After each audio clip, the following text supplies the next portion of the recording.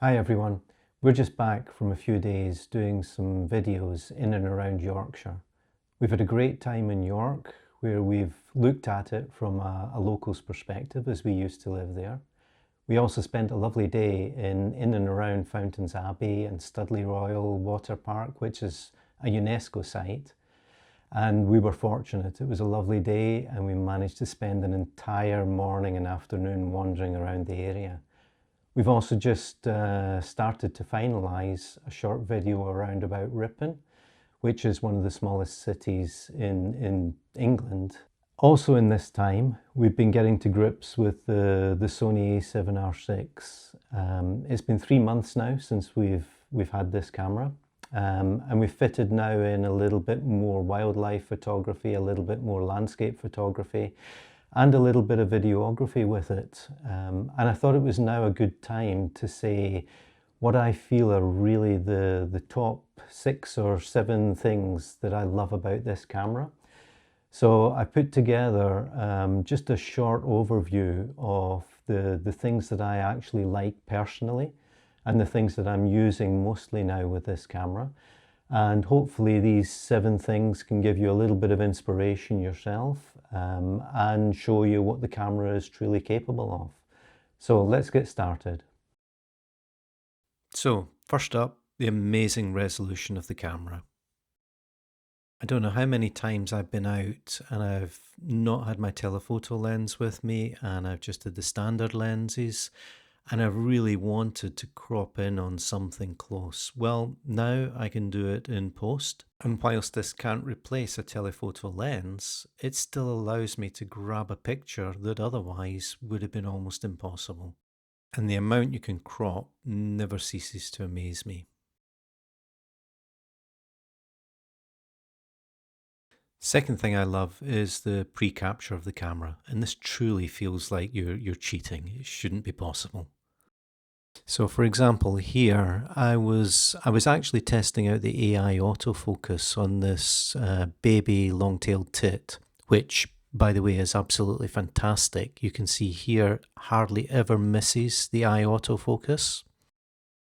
But I then thought I'll activate the pre-capture and see if I can try and catch this bird just as it's about to fly off the branch, because it looked like it wasn't going to hang about for very long. Now normally with my reaction speed, this is what I would have got, a completely missed shot with nothing in it. Fortunately, however, in the time that it took me to react to this, the pre-capture had caught 11 frames, and when I looked at this afterwards as I got back, I found that I actually had in the pre-capture frames 3, 2 and 1 the start of the bird flying off the branch, something I could never have caught myself without a pre-capture. This makes wildlife photography really great fun now, but it does mean that you've got thousands and thousands of photos to review after every shoot.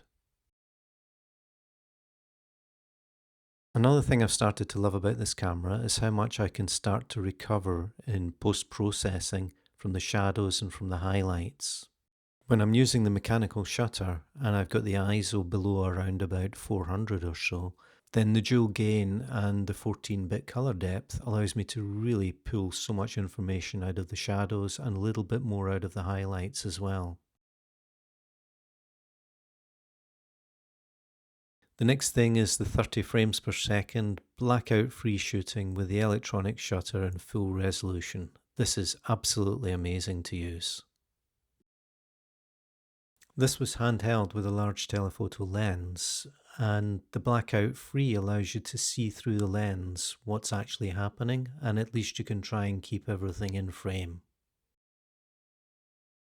You do of course end up once again with thousands and thousands of photos to review either there and then or at the end of the day, but at least it gives you the opportunity to pick out the ones that you truly love and just delete all the others.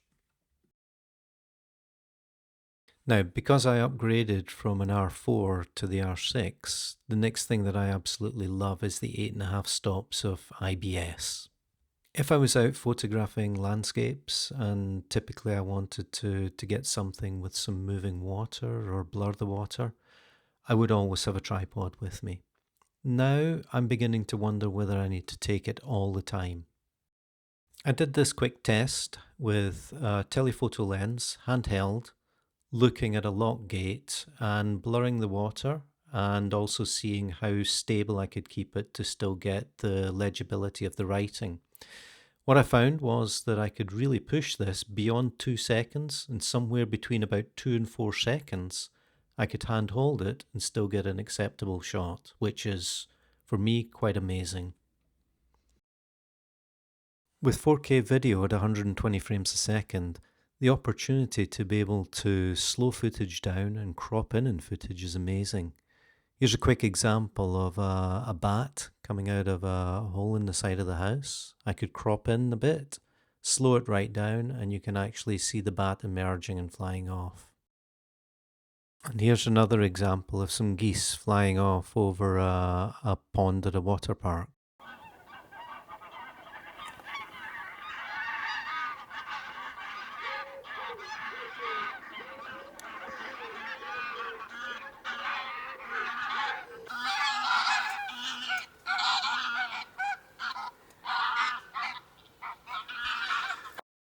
And lastly is one of my favorites actually, the new star button in the shooting menu.